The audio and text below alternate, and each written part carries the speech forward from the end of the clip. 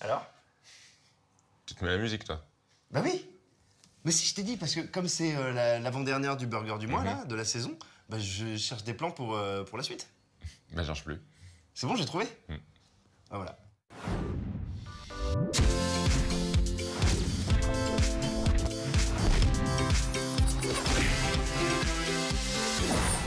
Bonjour à toutes et bonjour à tous et bienvenue dans le Burger du mois, épisode 8, l'avant-dernier avant la fin de la saison, peut-être même avant la fin du monde. Le Burger du mois, c'est votre rendez-vous pop culture chaque mois sur MCM avec du comics, du ciné, du jeu vidéo, des jouets et au menu ce mois-ci... La licence Zelda est-elle intouchable? On se pose la question alors que cartonne le nouveau jeu sur Switch et que le cinéma n'a aucun solide projet d'adaptation. Stallone contre Schwarzy, c'est un clash qui s'étale sur plusieurs décennies, mais au final, une amitié faite de rivalité, ce sont les pickles qui donnent du piquant au burger. Et la salade, notre pause nostalgie reviendra sur Dragon Ball, la série qui a marqué plusieurs générations des années 80 jusqu'à aujourd'hui.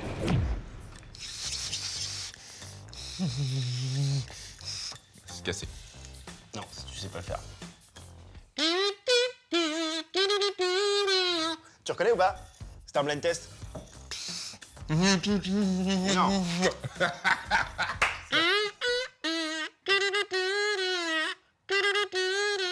Oh, Shania Twain! Oui, Shania Twain! Bravo! Putain! Gagné, mec!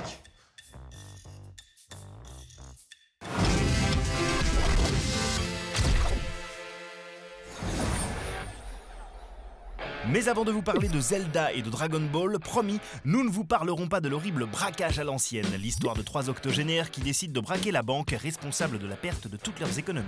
I want to rob that bank. Let's go get our money back. Morgan Freeman, Alan Arkin et Michael Caine, un casting 3 étoiles au service d'un pitch stupide, d'une comédie sinistre, d'une réalisation sans inspiration et au final d'un film profondément gênant. Reminds me of the time we went to Reno. We ate like kings. We were kings. We still are. Ladies and gentlemen.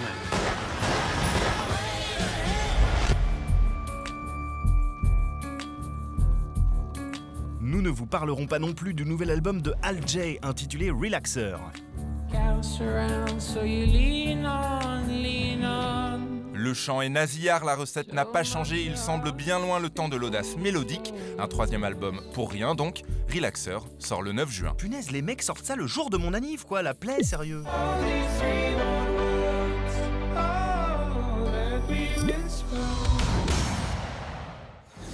Si vous aimez Zelda, alors il y a fort à parier que vous êtes comme nous complètement accro au jeu Breath of the Wild sur Switch. Un plébiscite autant critique que public, un véritable carton, l'un des meilleurs Zelda, peut-être même, certains osent le dire, le meilleur Zelda. Et alors qu'Hollywood a la fâcheuse manie d'adapter à tout va et souvent en dépit du bon sens, eh bien du côté de Zelda, rien ou en tout cas pas grand-chose. Alors la licence Zelda est-elle intouchable ou tout simplement inadaptable? La toute-puissante Hollywood aurait-elle peur de Link et de la princesse? C'est notre gros dossier, c'est le steak du mois. Maintenant vous me laissez tranquille, parce que j'ai autre chose à faire, c'est-à-dire jouer à Zelda. À toute heure. Salut, à demain.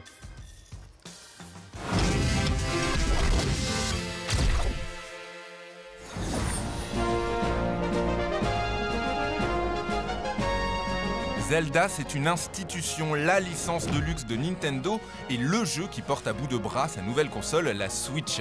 L'une des sagas les plus fascinantes de l'histoire du jeu vidéo et peut-être la plus belle création de Nintendo.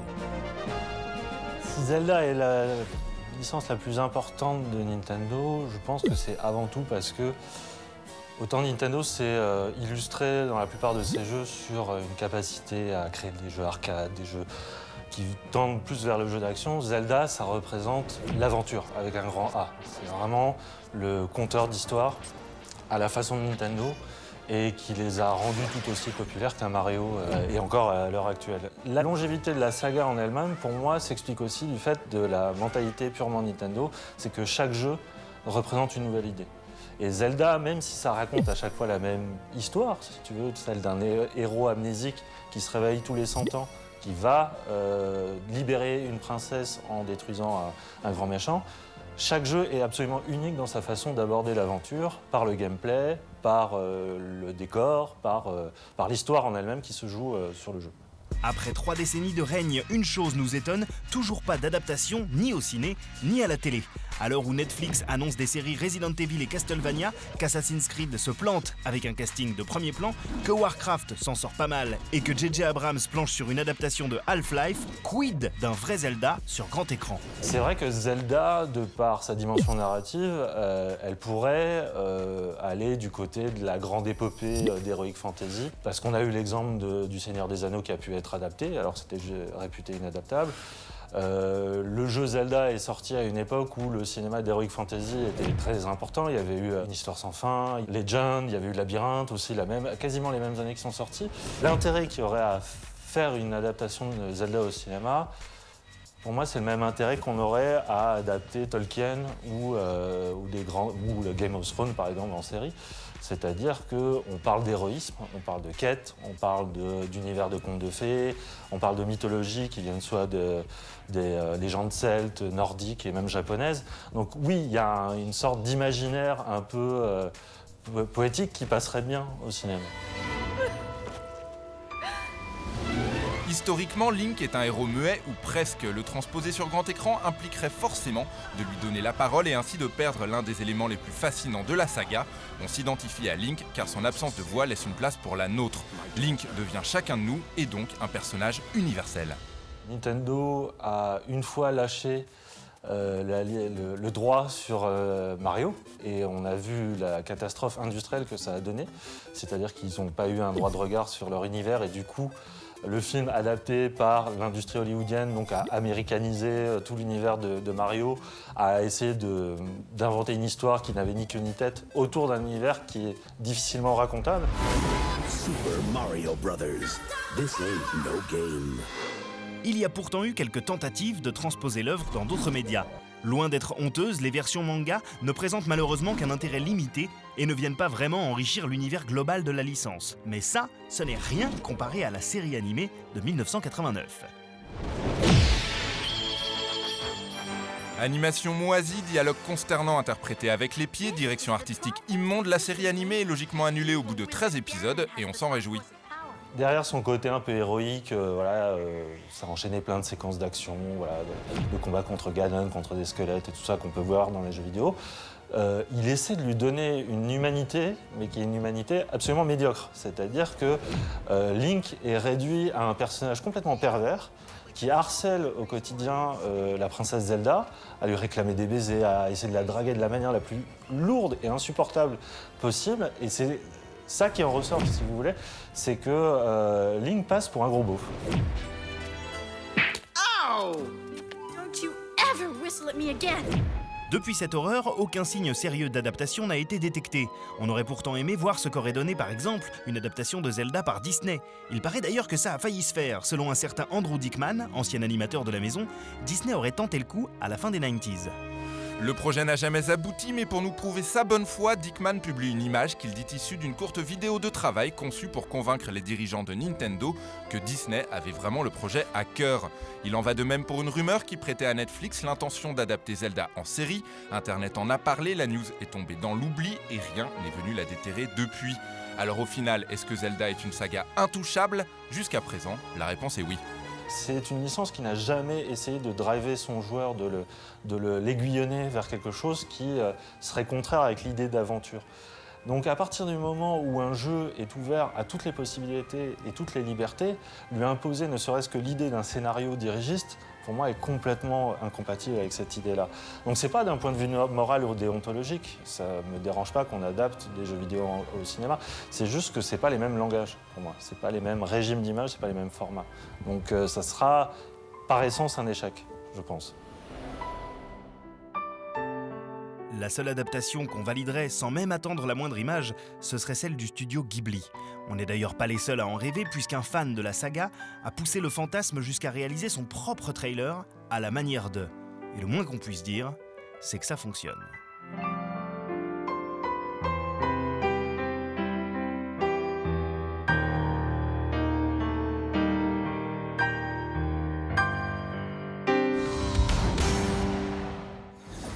Vous êtes une star, vous cartonnez dans le monde entier, mais vous me disiez dans les coulisses que cela ne vous suffisait pas.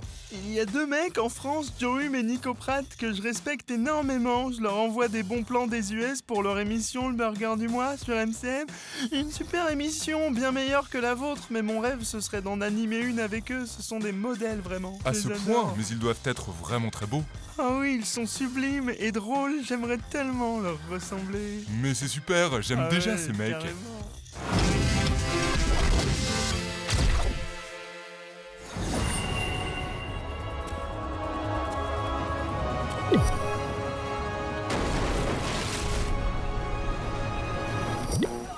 Oh my god! Ce mois-ci, Drake vous conseille de regarder Powerless, nouvelle excellente série diffusée sur NBC depuis le 2 février. L'histoire, des employés de la Wayne Security doivent gérer les dommages collatéraux de Superman, Batman et autres héros de l'univers DC. Des maisons détruites, des civils en danger, Powerless montre en quelque sorte l'envers du décor. It's called the Wereback. It protects against collateral damage from superhero battles. Batter up! That's awesome! Certes, la série n'a pas bonne presse, mais on la trouve drôle et le résultat plutôt malin. C'est diffusé en ce moment même aux États-Unis, toujours aucune date de diffusion française, malheureusement, pour le moment. This glass is made of kryptonite. And how does it work when the people inside need help from Superman? I had not taken that scenario into account. Il s'appelle Doug, il a 22 ans et il nous fait hurler de rire sur Twitter sous le nom de Poil au ciné. Son créneau, la parodie, l'espièglerie, les tacs aussi parfois. Il rigole du cinéma avec le cinéma et sous couvert de LOL, il raconte à sa manière le 7e art d'aujourd'hui, ses critiques et ses dérives. Et je ne résiste pas à l'envie de vous citer un petit tweet. Allez go. Alors, un parmi d'autres, hein, évidemment. Ed Sheeran, donc le chanteur roux britannique, rejoint Game of Thrones, voilà, saison 7, pour une scène de torture particulièrement dérangeante, au cours de laquelle il interprétera son dernier single. Ou encore, j'en ai une autre, il pète pendant la projection de Silence et reçoit une tapette. Doug est drôle et malin, nous sommes donc allés à sa rencontre. Qui est malin.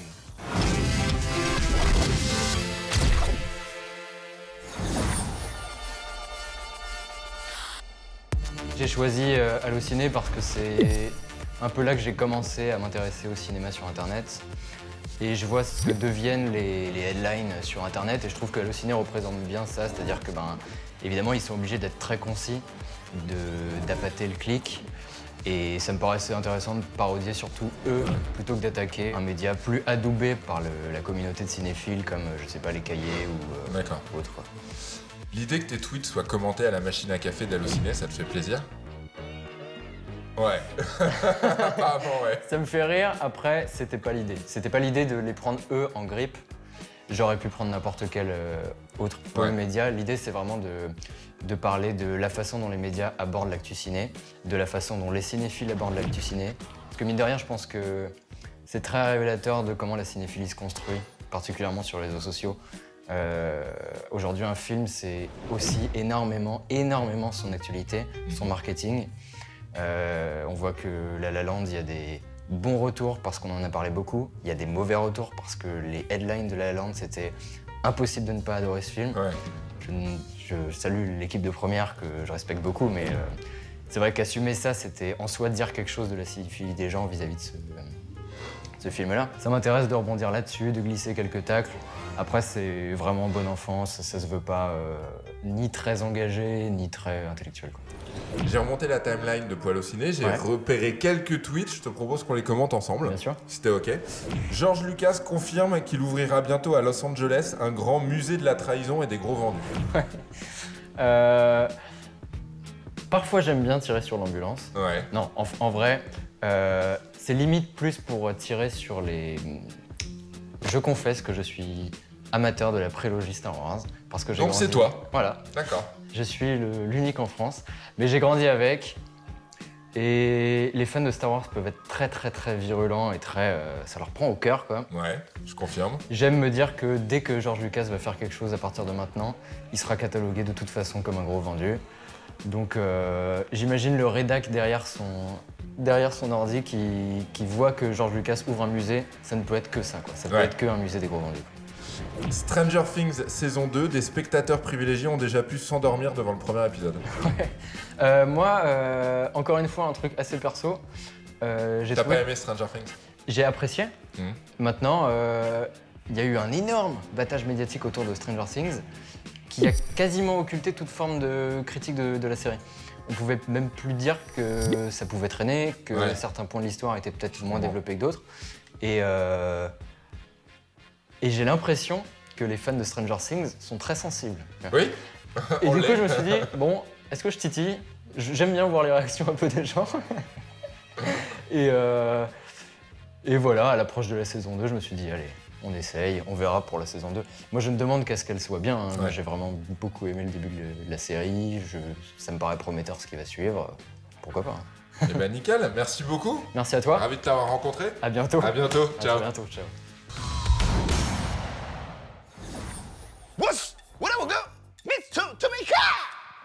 Parle japonais toi maintenant. Mais non, c'est des phrases du jeu vidéo Dragon Ball.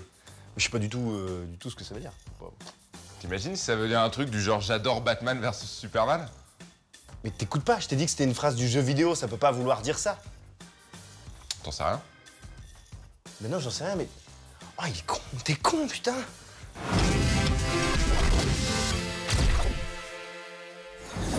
Mine de rien, quand on y repense, le Club Dorothée nous aura apporté un paquet de conneries, mais aussi des dizaines de trucs cool. Si par exemple, ça fait un petit peu mal de se souvenir de Salut les musclés. On n'attrape jamais d'indigestion quand on est un vrai gastronome. On se rappelle aussi qu'on y a découvert les Chevaliers du Zodiaque, Ken le Survivant, le collège Foufoufou et toute une flopée de dessins animés japonais qui ont littéralement explosé au début des années 90. Parmi ces séries, il y a un phénomène carrément qui continue encore aujourd'hui et dont le succès n'a jamais faibli, même durant les années de traversée du désert. Ce phénomène, c'est Dragon Ball et Dragon Ball Z.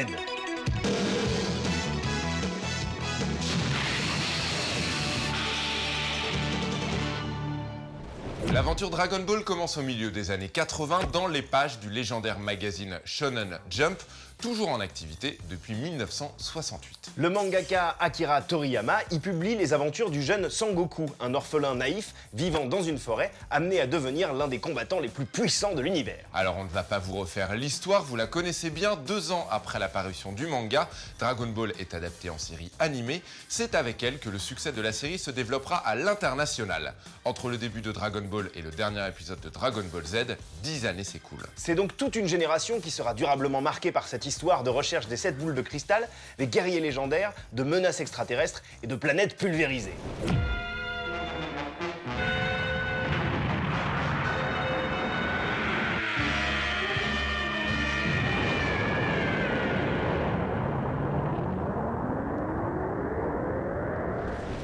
On pense même que Lady Gaga a grandi en matant Dragon Ball, en tout cas cette photo nous laisse penser que oui.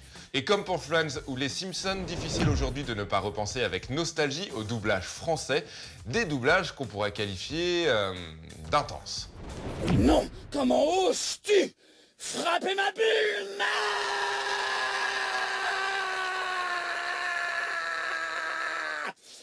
Tu vas me le payer!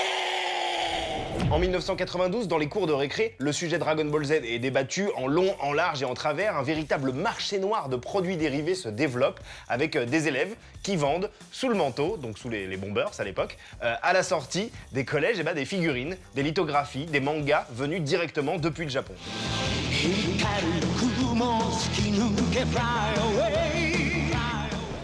À l'époque, avoir des mangas Dragon Ball en japonais, même si on n'y comprend rien, c'est la classe.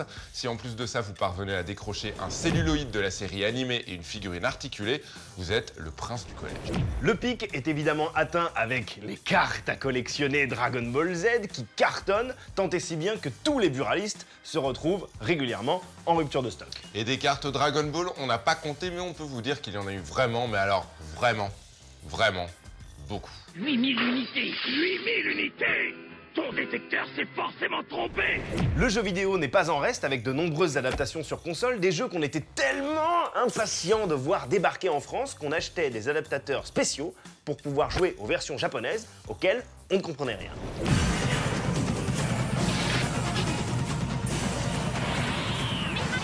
トルアクションファイナルタイプスーパーファミコンドラゴンボール Z スーパー武闘伝2発動。 Du côté des adultes, à savoir des profs, des parents, des médias et même des politiques, Dragon Ball était une aberration culturelle, un produit diabolique de l'archipel nippon venu pervertir l'esprit des jeunes européens. Pas de bol, leurs grands discours moralisateurs ont finalement contribué à faire de Dragon Ball un véritable objet de culte. Le succès se prolonge aujourd'hui avec Dragon Ball Super, un manga doublé d'une série animée diffusée avec succès depuis plus d'1 an au Japon qui débarque enfin en version française. En tout cas, que vous soyez aujourd'hui fan de Dragon Ball ou pas, une chose est certaine, si vous avez grandi sans voir ceci... Voilà.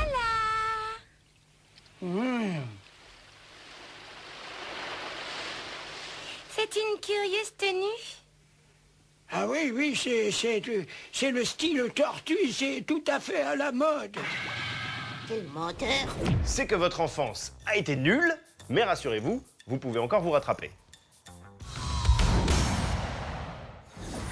Joe et moi-même, avant d'être amis, nous étions rivaux. On avait du mal, hein, il faut le dire, et je te trouvais un petit peu prétentieux, un peu. Mais moi je savais pas. Voilà, moi je te trouvais un peu con, je te l'ai jamais dit. Pourquoi tu le dis maintenant alors qu'on tourne? Là, mais aujourd'hui ça va mieux. On bosse ensemble, même s'il y a encore des moments, je te trouve un peu, un peu prétentieux, quoi. Mais moi je te trouve un peu con là. Sérieux, t'es un peu con? On est un peu comme Stallone et Schwarzy, quoi. Ouais, on a moins de muscles, mais oui. Il y a autant de gens qui nous regardent en tout cas, ça c'est sûr que... Toujours pote? Non, c'est abusé, je suis un peu... Excuse-moi, mais bon... Non, c'est abusé.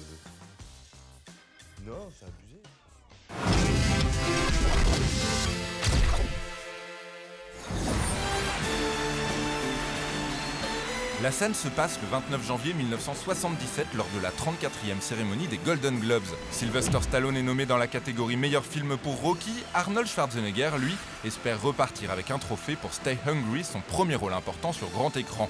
Sylvester et Arnold repartiront tous deux gagnants, mais en entendant son nom, Stallone ne fera pas dans la demi-mesure. Il s'empare du bouquet de fleurs présent sur la table et le jette dans les airs sans vraiment faire attention aux autres tables autour de lui. Les tulipes trempées viendront s'échouer quelques mètres plus loin sous le nez de Schwarzy. La guerre est déclarée. Dans Président d'un jour, ou Dave en VO, sorti en 1993, Arnold Schwarzenegger joue son propre rôle. Il en fera de même dans Last Action Hero, avec un clin d'œil à son rival qui y apparaît sur un carton dans un vidéoclub, dans le rôle-titre du film culte de James Cameron. No, it isn't possible. What's not possible? He's fantastic. This is his best performance ever. Dans Demolition Man, Stallone débarque dans un futur qui a vu Schwarzenegger occuper le fauteuil de président des États-Unis. Bref, ça se parodie, ça se cite et ça se taquine. Schwarzenegger Library? Yes, the Schwarzenegger Presidential Library. Sur le plateau de Jimmy Fallon, Stallone raconte. Yeah, it was like bingo and dingo and go-go and bobo. It just kept going. It just kept going. Bingo and dingo.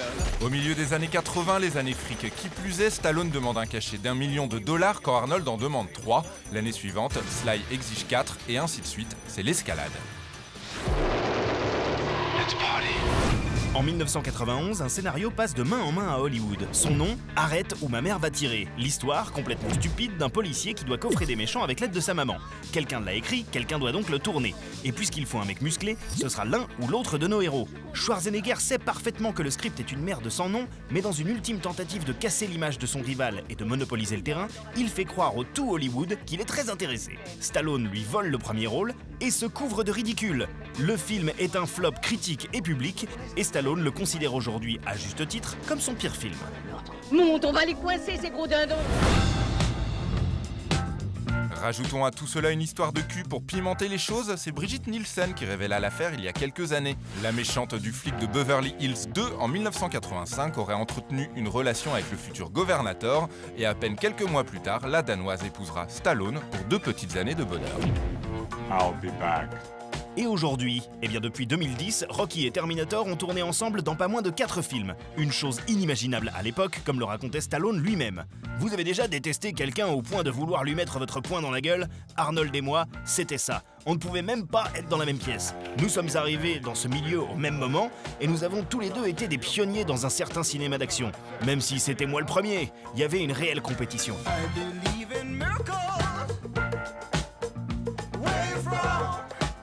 You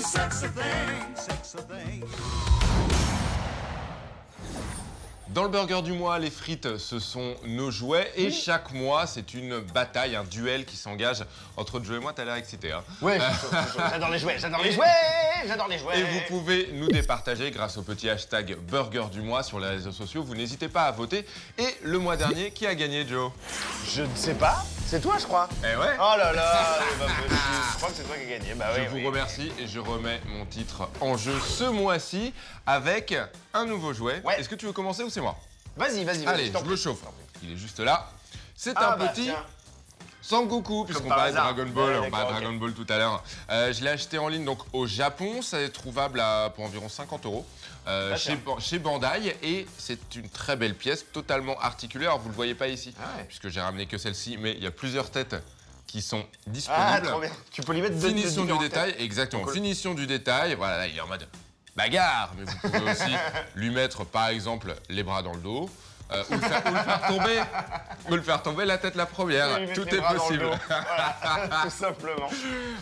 50 € chez Bandai et c'est tout à fait disponible dans les boutiques spécialisées ou en ligne. Ok. Qu'est-ce qu'on a pour toi? C'est à mon tour? Ok, d'accord. J'ai pris un truc un peu plus gros. Bim. Ah, tu penses que la taille compte? Il s'agit... Oui, voilà, vous connaissez, moi je compense très régulièrement avec la taille de mes jouets. C'est Iron Man. Mais un Iron Man un peu particulier en version steampunk, on va dire, qui a été designé par une boîte qui s'appelle 3A, qui d'habitude font des jouets qui sont adaptés de rien, pas de série, pas de film. C'est des jouets qu'ils ont créés, c'est un designer australien qui s'appelle Ashley Wood qui les design. Et en fait, Marvel trouve qu'ils ont tellement de style qu'ils ont dit « Ok, on vous file Iron Man, Ultron et tout, et vous en faites votre version à vous. » Et je la trouve hyper cool avec ses grands pieds de canard.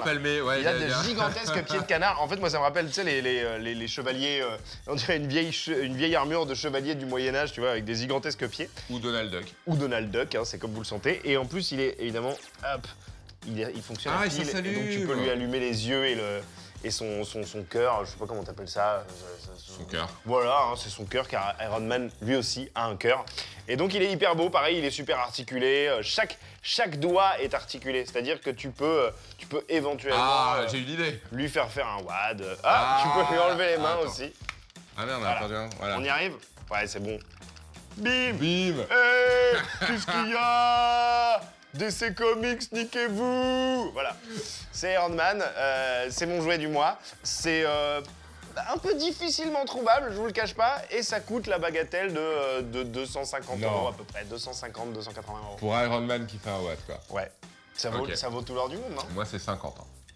Bon, n'hésitez pas en tout cas à voter soit sur Iron Man vulgaire avec des pieds de canard, soit mon Sangoku à 50 € chez Bandai. Hashtag burger du mois. À vous de jouer.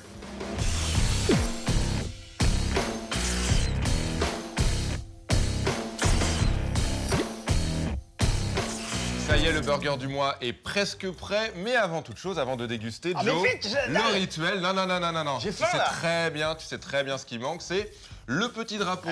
Et le petit drapeau dans cette émission, c'est ce dont on espère vous parler le mois prochain. Et justement, on se quitte sur ces images. Bon appétit, à plus.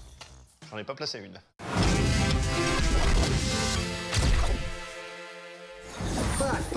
What happened? The condom broke. But you didn't finish, right? It's fine. Yeah, but there's those little guys that come out before the big party, you know? I want to get the pill. Le mois prochain, on espère grandement vous parler de la saison 2 de Master of None. We need you to do an accent. You mean like an Indian accent? You know, Ben Kingsley did an accent in Gandhi, and he won the Oscar for it, so... But he didn't win the Oscar just for doing the accent. I mean, it wasn't an Oscar for Best Indian Accent.